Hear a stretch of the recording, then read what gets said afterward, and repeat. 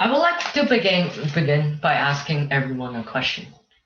What does the word the Great Depression means? Well, some might learn this through a 60-minute long boring lecture from a random dude speaking in monotone for the whole time. Some might just wait for me to talk about the Great Depression, which I'm totally fine to do. And some might guess, well, depression. If someone have a depression, they're feeling really sad. If it's a Great Depression, they must be feeling really sad. Not much love? Okay. Hello, honorable judges, fellow contestants, and Toastmasters. Today, I will be talking about the Great Depression and most importantly, its impact on Canada. But before we get to impact on Canada, we first have to talk about how did the Great Depression even started? Well, most historians agree that the start of the Great Depression is marked by the stock market crash of October 29, 1929, on the New York Stock Exchange. On that day, there was a massive sell-off of stocks and as much as 16 million shares. So why didn't anyone try to stop this? Well, someone did. A group of bankers tried to use large sum of capital to get the investors' confidence back in the market. However, they failed.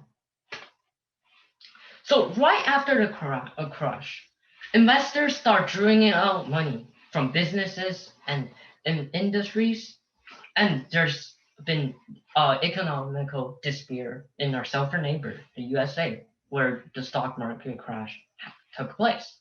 So to combat this, the US government decided to turn to a kind of trade policy known as trade protectionism.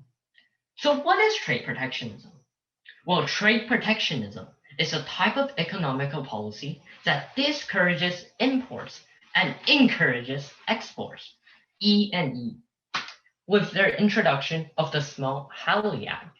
And this is where the Great Depression starts affecting Canada.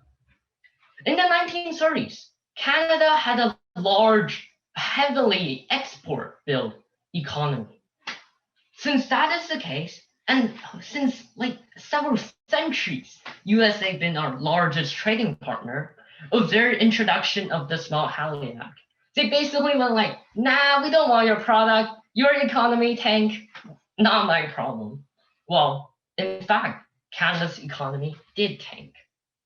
The GDP, one of the most important statistics in measuring the strength of the economy, dropped by as much 10% during the Great Depression.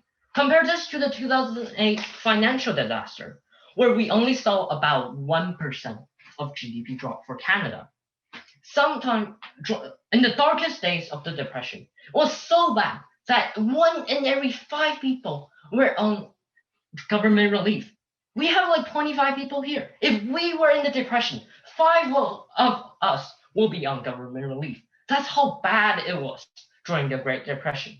People were so desperate to look for work opportunities that they literally voluntarily to work in these relief camps known as the Royal 20 Centers, which, like the name, they pay you 20 cents per day, which even adjusted for inflation, that's only $3 in 2021 dollars.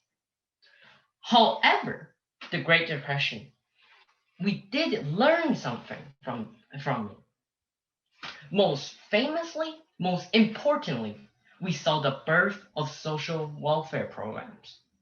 And of those, one of the most significant is the birth of unemployment insurance.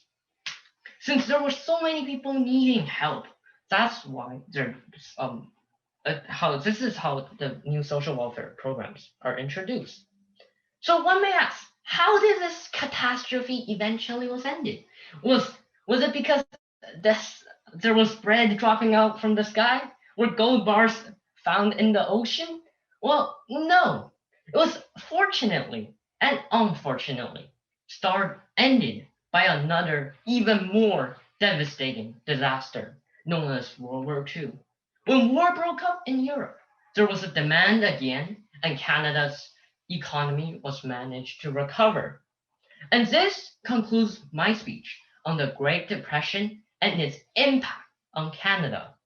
Today, I talked about how did the Great Depression start, how did it impact Canada, what Canada learned from it, and how did it end. I at last I thanks to all the audience, Toastmasters for listening, and back to you, Madam Chair.